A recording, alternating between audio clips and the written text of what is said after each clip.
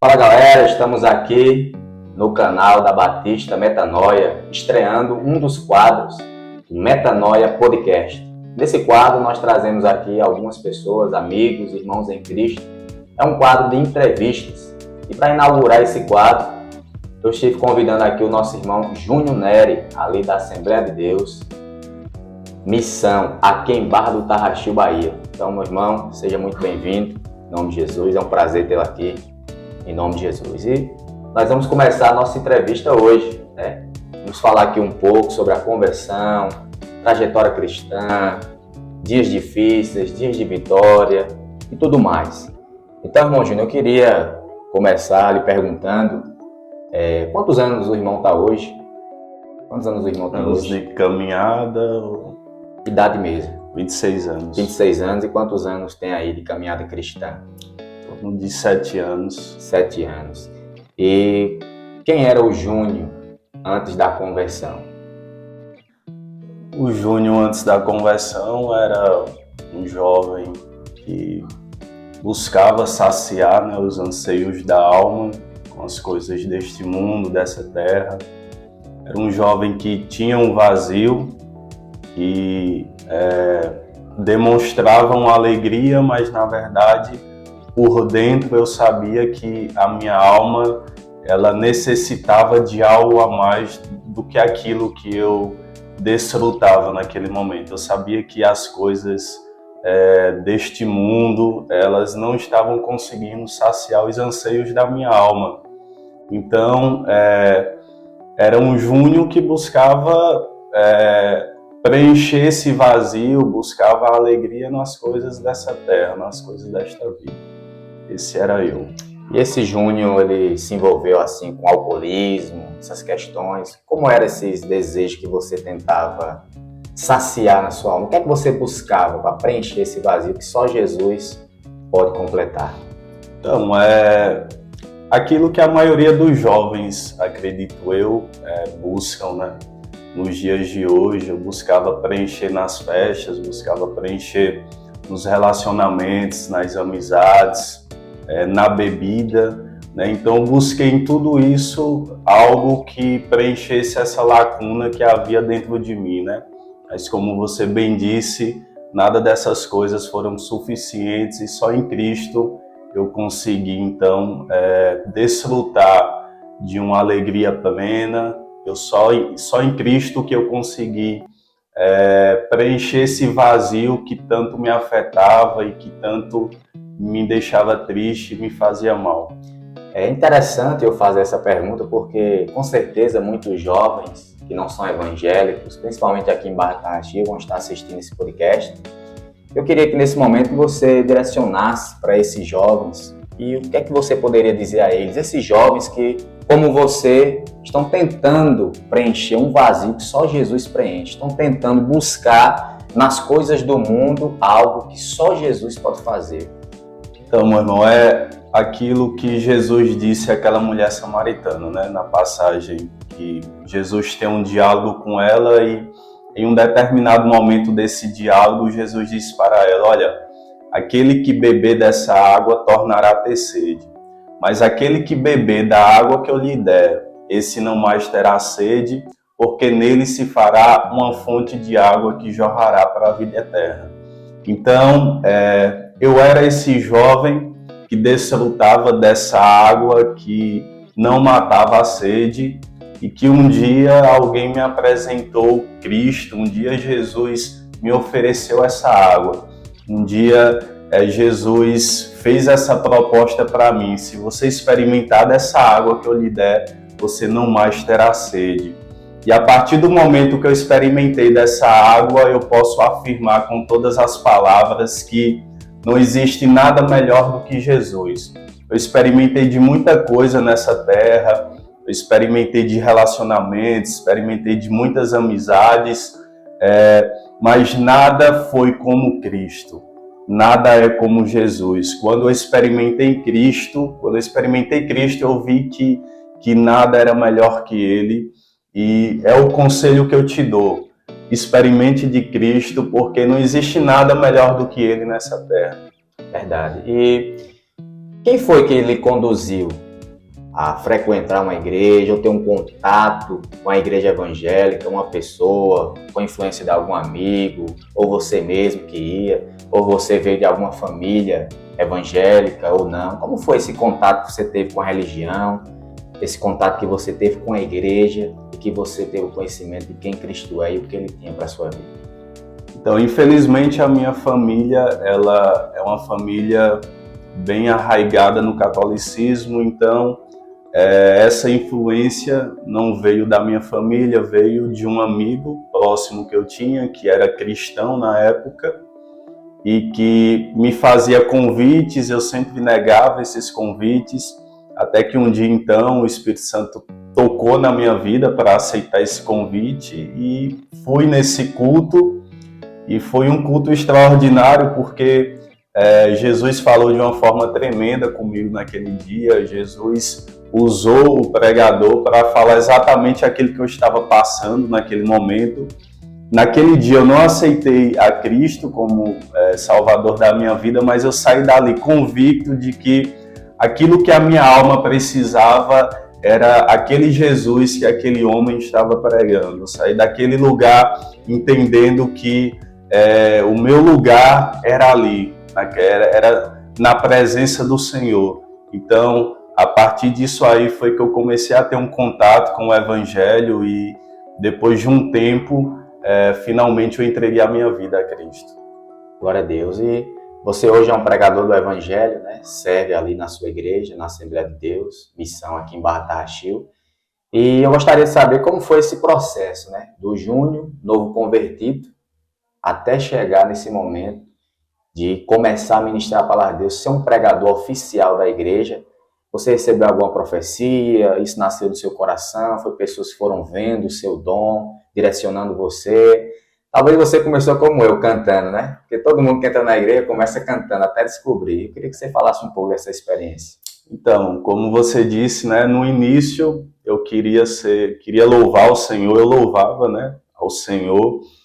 E eu acreditava piamente que Cristo tinha me chamado para aquilo, para o louvor, né? Eu me lembro que eu fui louvar numa igreja, certa feita, e eu cantei. Quando eu saí do culto, a irmã chegou para mim e disse: olha, irmão, cantar você não canta não, mas unção você tem, muita unção da parte de Deus. E aí, eu não sei se eu ficava triste ou alegre com isso que a irmã me falou. E eu comecei a receber algumas profecias, né? Algumas pessoas diziam para mim: olha, o seu chamado é para a palavra, eu sei que você gosta de cantar, eu sei que você gosta de louvar, mas Jesus tem um chamado na palavra para a tua vida. Só que eu não cria muito, porque todas as vezes que eu abria as escrituras eu não conseguia entender muita coisa, então eu achava que pregar não era para mim, mas Cristo sempre usando pessoas para confirmar que o ministério da palavra era aquilo que ele tinha para a minha vida, e naturalmente o desejo surgiu também no meu coração.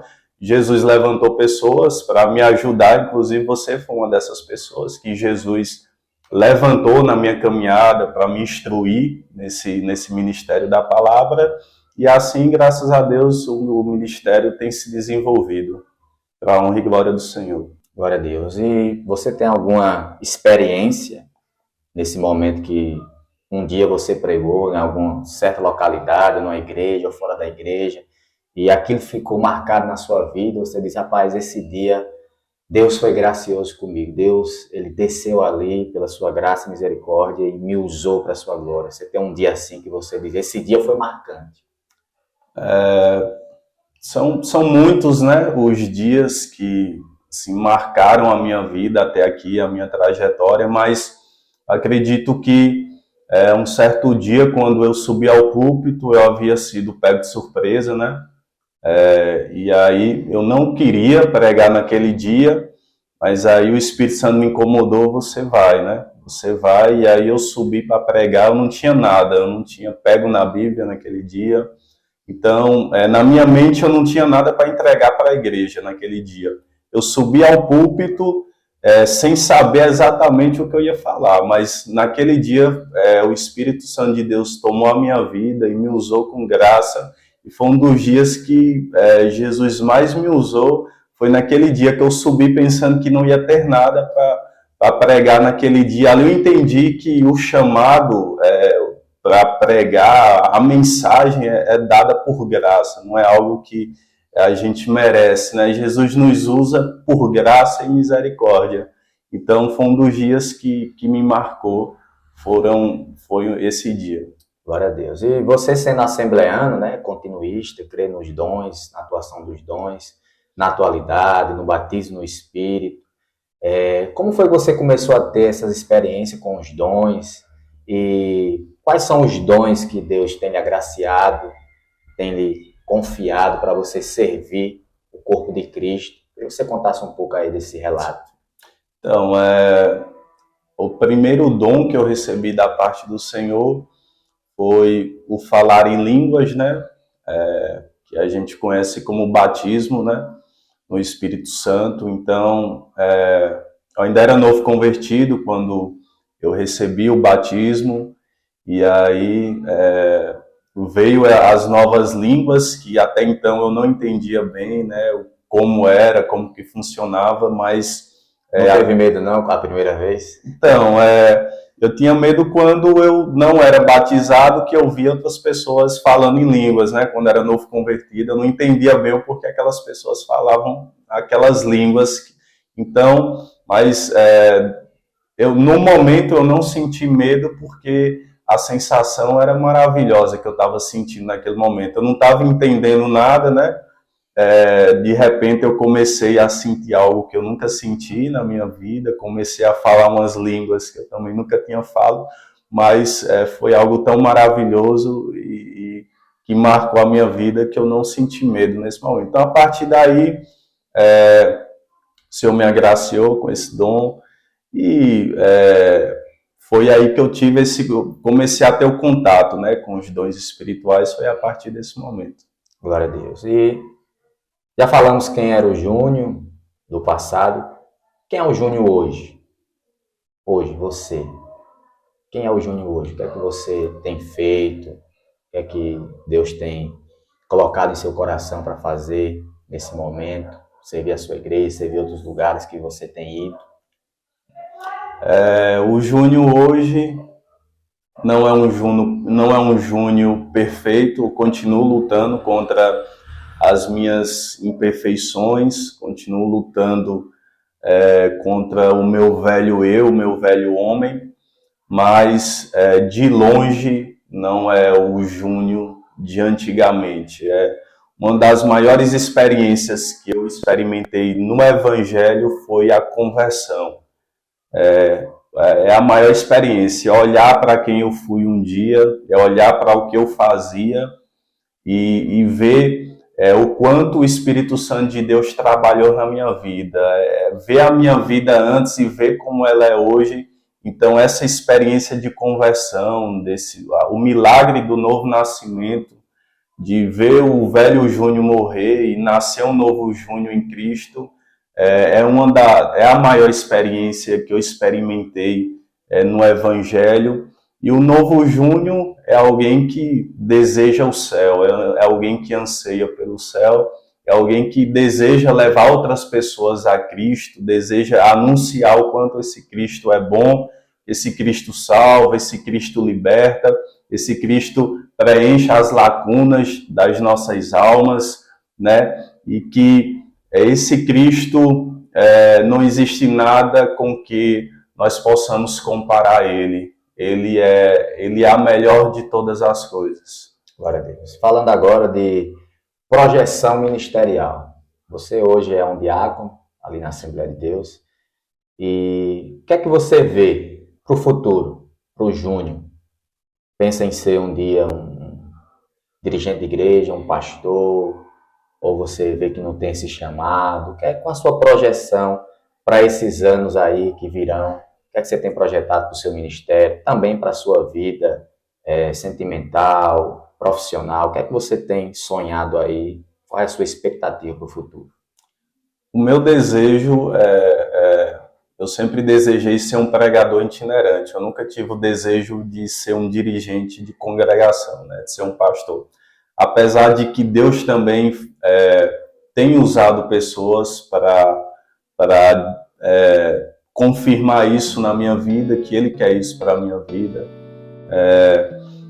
Mas o meu desejo em si era ser um pregador itinerante, né? Mas se o desejo do Senhor for me levantar para pastorear uma igreja, para mim será uma alegria, para mim será um privilégio, e eu desejo isso também. Se for da vontade de Deus, eu desejo isso também para a minha vida. E sentimentalmente, né, a minha vida sentimental, eu estou solteiro por enquanto, esperando no Senhor. Meu desejo é encontrar alguém com quem eu possa construir uma família, com quem eu possa contar para o meu ministério. Esse é o meu projeto, o meu plano, nessa questão sentimental.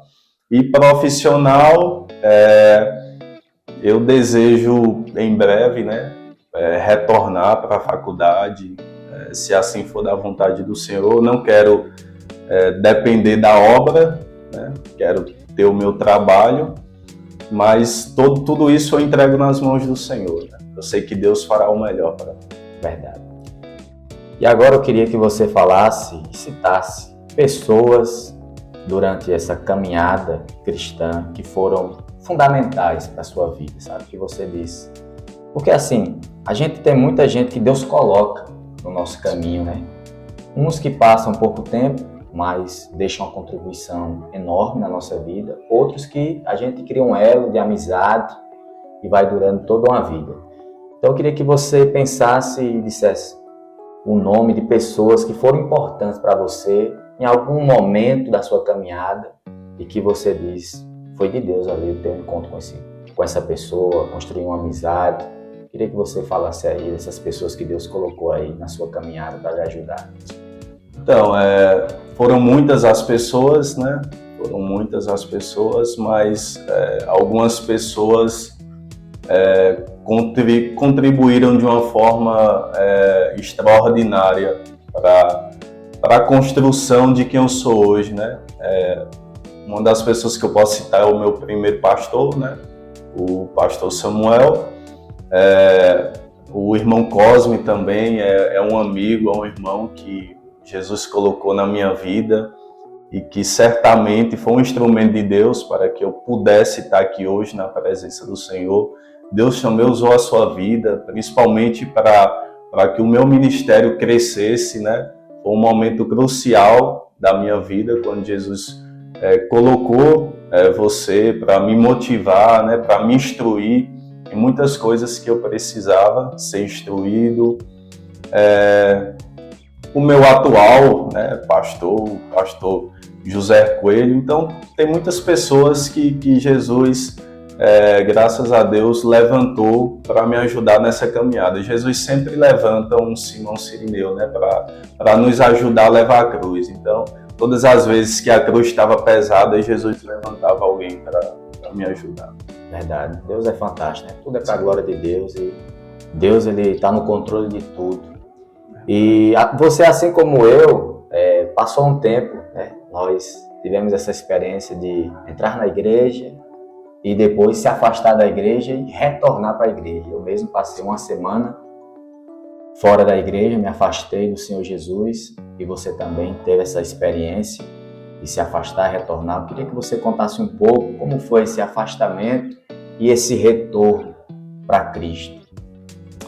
Então, quando aceitei a primeira vez, né, quando fui a Cristo a primeira vez, eu estava lá, mas eu ainda não tinha uma firmeza total no Evangelho. Na verdade, eu estava ali, mas eu não entendia muito como que funcionava tudo. Eu estava ali, mas o meu coração ainda estava no mundo. Eu ainda estava pensando nas coisas do mundo. Então não tinha me entregue de uma forma total. E um dos erros que eu cometi também no início da minha caminhada foi não começar a andar com pessoas que não tinham um compromisso real com Cristo. Andar com pessoas que não tinham foco no céu. Uma das coisas que mudaram a minha vida espiritual foi começar a andar com pessoas que de fato desejavam a santidade, que desejavam o céu, que desejavam mais de Jesus. Então é um conselho que eu dou até para os novos convertidos: busque alguém que foque em Cristo, que foque no céu, que tenha desejo por as coisas espirituais. Então no início eu tinha muitas amizades que me levavam para o caminho contrário de Cristo. E claro, a culpa não é deles, né? Mas essas amizades acabaram me influenciando, acabei me distanciando de Cristo. Enquanto distanciado, Cristo sempre usando pessoas para dizer que tinha uma chamada na minha vida, que tinha me escolhido, que não ia desistir de mim. E por mais que eu fugisse desse chamado, por mais que eu tentasse me distanciar de Cristo, Jesus sempre usava alguém, Jesus sempre ia atrás de mim, e até que chegou um momento em que eu percebi que não dava mais para viver longe dele. Até que chegou um momento em que eu vi que o meu lugar era lá. Eu me lembro que eu estava numa roda de amigos, a gente estava bebendo, e daqui a pouco eu ouvi um hino da harpa cristã. Eu não sabia de onde estava vindo aquele hino. A gente estava numa festa, a gente estava bebendo, e o som da festa estava alto, mas daqui a pouco eu ouvi um hino da harpa cristã, e ali o meu coração se entristeceu quando eu olhei para onde eu estava, né? Eu lembrei da igreja, lembrei que eu louvava no grupo, eu lembrei da maravilha que era estar na presença do Senhor, e naquele dia eu vi que o meu lugar não era ali. Então, a partir daquele dia eu disse: eu vou me levantar, eu vou voltar para a casa do Pai. E quando eu voltei para a casa do Pai, ele estava lá, de braços abertos, né, para me dar novas vestes, novas sandálias, né? E a partir desse momento, o Senhor me abraçou, e eu estou aqui até hoje, para honra e glória do Senhor Jesus. É fantástico ver a ação do Espírito, né? Você vê, estava bebendo, som alto, mas de alguma forma sobrenatural, você ouviu o hino da harpa, e Deus estava lhe chamando naquele momento. Deus é fantástico, é sobrenatural. E para finalizar a nossa entrevista, eu queria que você deixasse alguns conselhos para os jovens que estão na igreja e, por fim, deixasse uma palavra para aquelas pessoas que ainda não são evangélicas, não tiveram um encontro real com o Senhor Jesus. Então, para as pessoas que estão na igreja, permaneçam firmes no Senhor, porque não existe nada melhor do que ser crente, né? É como os crentes mais velhos dizem, né? É bom demais ser crente. De fato, é bom demais servir ao Senhor. Como disse Billy Graham, se eu não me engano, ele disse que ainda que o céu fosse uma ilusão e ainda que não existisse o inferno, a melhor vida que poderíamos viver nessa terra era a vida de um servidor de Cristo. Então, é bom servir a Jesus. Permaneçam firmes, né? Permaneçamos firmes até a vinda do nosso Senhor Jesus Cristo, porque aquele que prometeu que voltaria, ele é fiel e ele vai voltar. Para aqueles que ainda não servem ao Senhor, é aquilo que eu já falei nessa noite. Nada nesse mundo vai saciar a lacuna que existe na sua alma, nada nesse mundo vai saciar esse vazio que existe na sua alma. Há um vazio na nossa alma do tamanho de Deus, e só Deus pode preencher esse vazio. Então a sua alma só ficará em paz, você só irá experimentar de uma verdadeira alegria quando você experimentar de Cristo. Cristo é a verdadeira alegria. Ele é o caminho, ele é a verdade e ele é a vida. Bom, Júnior, muito obrigado por esse bate-papo, as suas contribuições. E esse foi o nosso Metanoia Podcast. Que Deus te abençoe. Pega esse link, compartilha aí nos seus grupos de WhatsApp. Não deixe de se inscrever no canal, vai ter muita coisa boa por aqui. E acione aí o sininho das notificações. Que Deus abençoe vocês, em nome de Jesus. Valeu!